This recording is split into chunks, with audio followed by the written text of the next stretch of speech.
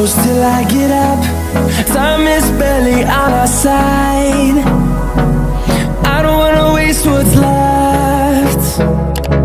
The storms we chase. So, kararating ko lang ulit dito sa bahay at galing ako sa aking OB. At ako ay nagpa-ultrasound na at nalaman natin kung ano ang gender ng aking baby.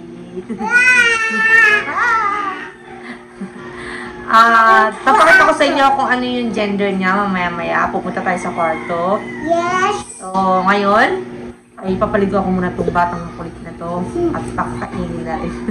Marami akong ginagawa dito sa loob ng bahay. Naglilinis ako ng pinggan, naglilinis ako. Ang hindi ko lang ginagawa is maglaba, kaya nagpa-laundry lang kami ng aking asawa. At maglilinis ako. Ang dami ko pang gagawin. Pero hindi naman ganun kagulo yung bahay. Pero gusto ko kasi yung arrange maganda yung malinis ang bahay. Yan. Kaya tingnan nyo naman guys. Magsa 7 months na ang aking child at super laki niya na. Hindi ko alam pero hindi ko nga alam kung bakit ang baba ng tiyan ko na ngayon magsa 7 months pa lang ako. Ang baba niya na talaga masyado. Parang nakaupo ko siya sa pinakailalim ng ewan ko ba? Bakit ganun? Pero ayun nga. Ayan. Mabot ako ng 70 kilo. Grabe, ang bigat ko na pala at lumaki talaga ako, ang taba ko. So, ayun guys, bawi-bawi tayo pag nanganak ako. Ayan, bawi tayo, saka tayo magpasiksik pag okay na lahat, nakapanganak na at maayos na si baby. Ang mahalaga naman talaga is maayos si baby at maganda yung pangatawan niya. So, hindi pa ako nakabili ng mga barong-barong. Mga baru-baruan. So, siguro sa, mga 8 months ni baby or 7 months and a half, baka sakali, bibili na ako ng mga gamit niya. So, yun nga. At ako ay magpapa-breastfeed. Ayoko na kasi magpabatil.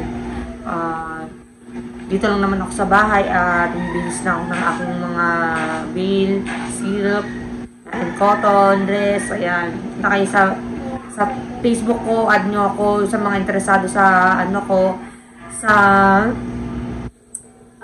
binibenta ko, ayan, i-ano nyo ako sa page ko. Ayan. Tapos yung mga palamuti lang naman sa Facebook ko, sorry, pero tatanggalin ko na kayo. Pasensya na. Kasi, siyempre, naghahanap buhay tayo, guys. So, ayun. Papakita ko sa inyo kung ano yung gender ng aking baby. So, yun guys. Welcome back to my YouTube channel. At nandito ulit ako. So, ito na. Nandito na ako sa loob ng kwarto. At pumesto na ako. Ayun na nga. Ikikwento ko na nga sa inyo. Kasi galing na ako sa OB. Sa OB ko. Nagpa-ultrasound ako. At hindi ko sinama ang aking mister kasi nga bala ko sana na i-surprise siya. Yan, kaya lang nakita niya kasi tinago ko na nga sa lagayin ko ng damit ko. Ewan ko bakit nakita niya pa. Siguro mga 2 days after nung nagpa-ultrasound ako. Ayan, nakita niya yung yung ultrasound ko na papel. Ayan, ito yung nakita niya. May nakita kasi siyang envelope dun sa may lagayin ko ng damit. So, hindi ko na siya maso-surprise.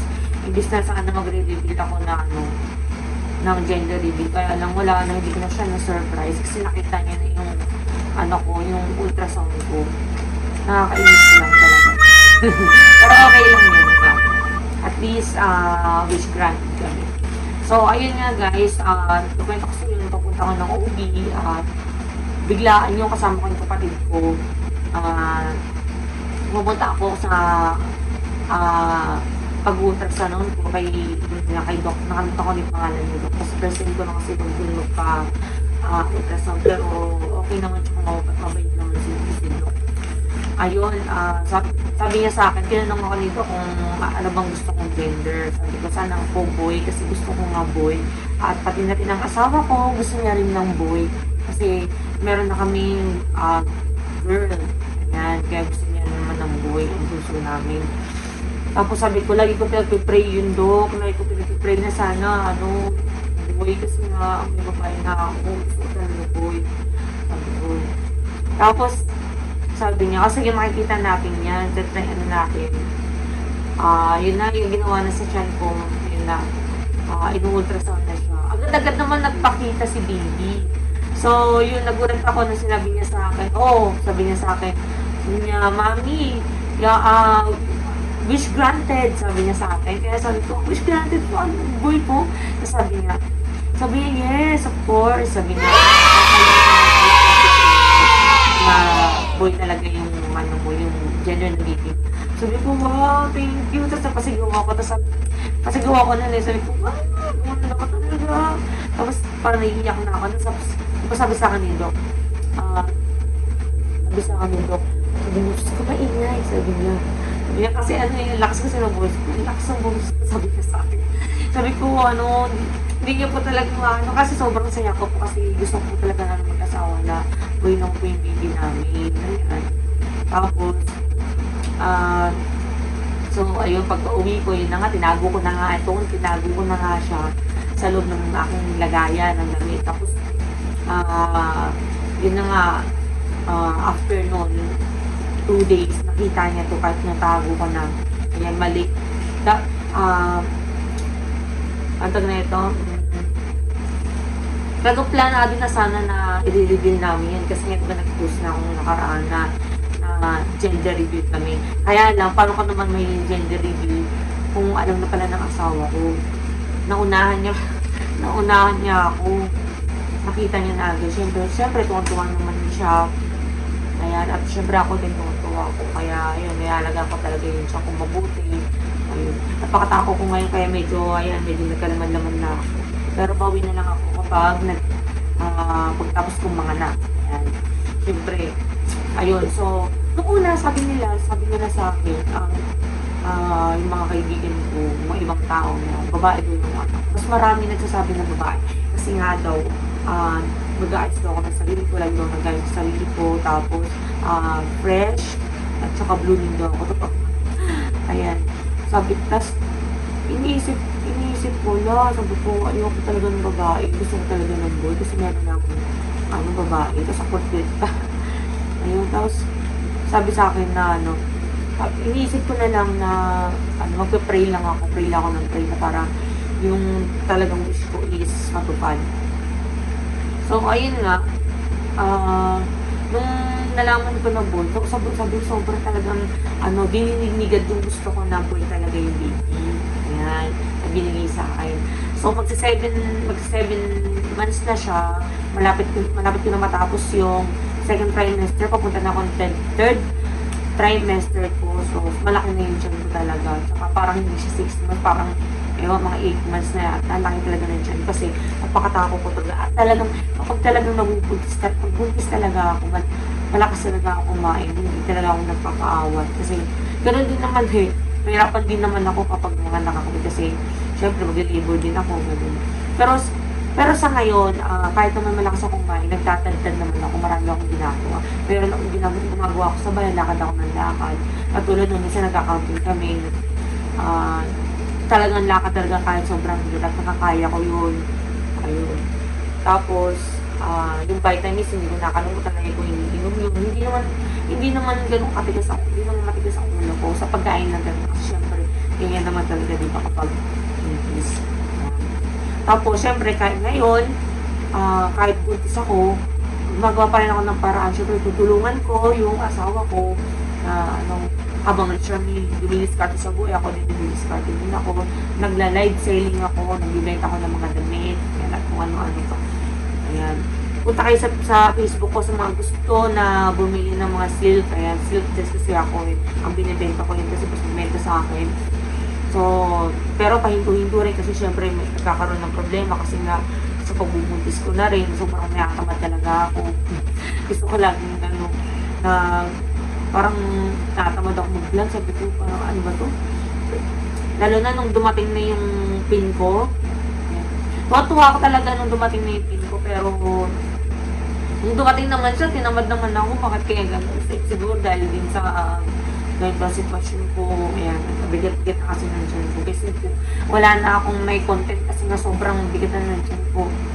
Lalo pag natutulog ako, ang hirap-hirap na hindi na ako makatulog talaga ng maayos. Kasi paiba-iba ako ng posisyon. Tapos minsan naiiyak na lang ako kasi sobrang hirap talaga. Pero parang mas masalan ako ngayon kasi sa dati. Ayun. Tapos, yun guys, ito nga, sa third trimester ko, parang gusto ko din magpahilot kasi sobrang baba talaga ng tiyan ko ngayon. Pero sabi naman nila, huwag na daw akong pilot, bed rest lang ako. Kasi guys, sa sobrang tagtag ko siguro, laging, bumaba yung tiyan ko, tapos, parang na siya, parang nakaupok na siya sa pinakailalim ng breast ko. Ewan ko ba, pero, ang ginagawa ko na lang, lagi na lang akong higa. Ayan, hinihiga ako na lang para sabi naman kasi nila, bed rest lang. So, ganun ang mga ginagawa. Kasi ayoko naman mga anak ng mami, ayoko naman ng premature baby ko, diba? Ayun. So, ayun guys, magpa-vlog ulit ako sa pangatlong trimester ko. Ayun nga, ito yung ultrasound ko. Ito yung pinakita sa akin ni Doc noon. Ayan. Yan siya, boy. Hi! Yan, boy siya. Nakita siya agad. Ito agad yung gender niya. Ayan, guys. Kita niyo ba? Yan agad yung gender niya. Sa boy! Ayan. Tsaka malaki siya. Ayan. Ano, wala naman siyang komplikasyon. Okay naman siya. Actually, pag mga anak ko nang wala namang problema yan. Tsaka, ang problema, ang lang sa akin is malaki talaga yung mga baby ko pag pinapanganak ko na sila. Pag nailabas na malaki sila. Ayan. Tapos, ayun guys, ako naman ito, wala nang nangyayari sa akin na kahit anong sakit. One time nang nagpunta ako sa hospital nito kasi nagkaroon ako na parang hindi ako makahinga, sobrang dami ko siguro nakain. Ayan. So, ayun, ang mahal-mahal pa naman ako. Ngayon naman guys, ayoko na kasi magsalita about sa hospital na yun, napakamahal talaga yun. Parang talagang akala mo, nasa St. Luke's kayo. Ayun. So, yun guys, pag mga anak ako, hindi ayoko na sa hospital talaga kasi yung first baby ko noon, sa hospital talaga ako nanganak. So, ayoko talaga mga anak sa hospital kasi sobrang ang sungit ng mga doktor, ng mga nurse. Ayun, depende, na lang talaga, parang bibira na talaga may mababait na sa hospital. Siguro ngayon dahil nga napagpapad na si ang mayor ng Valenzuela kasi lahat ako sa Valenzuela. So ngayon naman guys, dito sa second baby ko is line-in naman ako. Line-in ako sa Tondo naman yun. Ngayon, nandito naman ako sa Nagkawin Bulangan. Line-in pa rin ako sa ayoko na talaga sa doktor. Kaya yung dalawang anak ko, ito at saka yung dinadala ko is line-in. Kasi mas secured ako pag sa line-in talaga ako mga anak. Ayan. So, ayun guys. Sa mga nagtatanong pala, sa mga gustong magtanong, ayan, mag-comment na kayo sa ilalim ng aking videos. At kung anong gusto nyo maging content ko dyan, ilalagay nyo lang yun dyan. Shoutout kayo sa mga gusto magpa-shoutout dyan. Hello. At don't forget nga pala sa mga bagong viewers ko, pa-subscribe and click the bell button para like yung updated sa aking mga bagong videos at bago ko pang mga explanation about sa pregnancy. Ayan. Tatry ko na everyday, kung hindi naman twice, ganyan, na mag-vlog. So, ayun, supportahan nyo ako. Meron akong peanut, malapit na tayo mga onions ko, guys. Sana nabog na ako tamarin para rin sa akin. Ayun. So, ayun. Ayun, thank you God sa lahat ng mga blessings na binigay nyo sa amin. Huwag nyo kong pabayaan. So, maraming salamat. Sorry sa lahat naman fault namin sa buhay. Ayan. So, kita-kits tayo guys ulit. At maraming salamat. Please guys, support me. Paki-subscribe ha, likes, and pwede nyo din to share. So, yun guys. Bye-bye. ako yung magpapahinga na rin. Kung oras na rin kasi. Bye-bye!